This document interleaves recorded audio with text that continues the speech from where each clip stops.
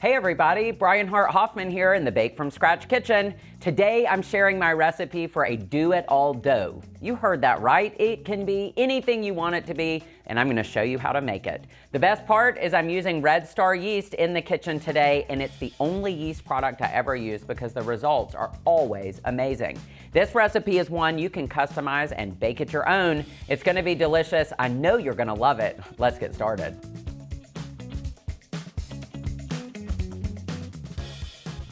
Let's get started with the dough. Just a minute ago, I heated a combination of milk and water to a scalding temperature of 180 degrees Fahrenheit. The minute you take it off the heat, you're gonna place some unsalted butter into the milk and water mixture, and you're gonna stir until that butter has melted and the temperature of this liquid is between 120 and 130 degrees Fahrenheit.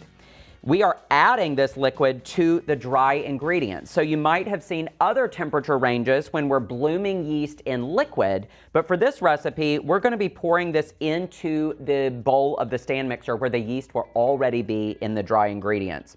When you do that, you need a higher temperature so that we can activate the yeast after this liquid goes through the flour and all the other ingredients that are in the bowl. So you would just stir here and let the temperature come down, but I already have one right here, so we're ready to go. Now in the bowl of the stand mixer, I'm gonna put some all-purpose flour, and to this I'm gonna add some granulated sugar and some kosher salt. Just using the paddle attachment, I'm gonna give this just a quick whirl around, just to get everything combined. And then we're gonna add our Red Star Active Dry Yeast. Now I'm baking with Red Star Active Dry Yeast because Red Star products are the highest quality, the best results, and the proof, well, the proof will be in the dough. So let's get the yeast in, get that combined and mixed in, and then we'll start adding our other ingredients. So now we can place the warm milk mixture into the dry ingredients. And we're gonna stay with the paddle attachment just for a minute and get this combined. Then after we get this combined, we'll add an egg, and it's a room temperature egg. So it's nice to get the temperature in the bowl a little bit lower so that we don't have any scrambling or cooking of the egg. We want it to incorporate nicely into the dough. So what I'll do really quickly before we add the egg is scrape around the sides and bottom of the mixing bowl. This is a good technique anytime you're baking, just to make sure all of your ingredients are getting combined evenly at the time that you're adding them into the recipe. So now the egg is going in, and we're gonna get everything combined before proceeding. One more time, scraping through the sides and bottom of the bowl. And now one more addition of the all-purpose flour. So this is where you're gonna start to see the dough come together.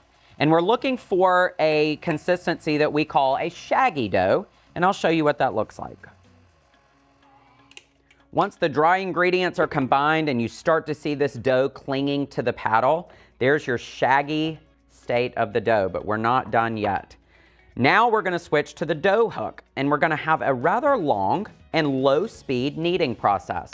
You're going to put the dough hook on and set the stand mixer speed to low, and you're gonna knead for about 24 minutes until you have a soft, somewhat sticky dough that forms. And this could be, like I said, a little bit longer, maybe around 20 to 24 minutes.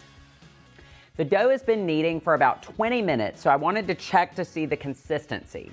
We have a 1/4 cup of reserved flour to add if the dough is too sticky. And when I look in here, I can see that it is soft and somewhat sticking to my hands. So I'm just gonna add 1 tablespoon of this flour and then knead for a few more minutes to see if it comes together with the right consistency.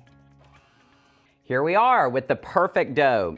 It's soft, it's somewhat sticky, but it's not sticking to my hands, so I've got the right consistency here. Now I will take this to the surface of the counter, and I'm gonna knead maybe 4, 5, 6 times just to get the dough in a nice round shape. And I'm just doing that by pulling the dough over and pressing away from me. So like I said, just about 4, 5, 6 times. It doesn't really matter, just a little bit.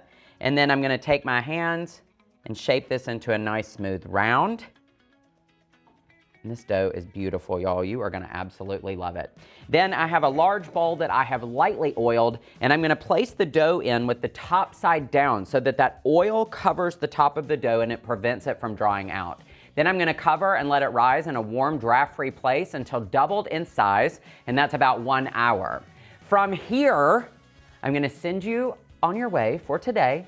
There are 2 videos headed your way showing the use of the Do It All dough, but you can do whatever you want with it. That's why it's called Do It All, and we've got sweet and savory versions headed your way. Thanks for joining me in the kitchen today. The description to the video includes the link to the recipe and how you can be a part of the Bake From Scratch community. We also have links for you to get to Red Star and check out their amazing baking products that I love to use each and every time in the kitchen.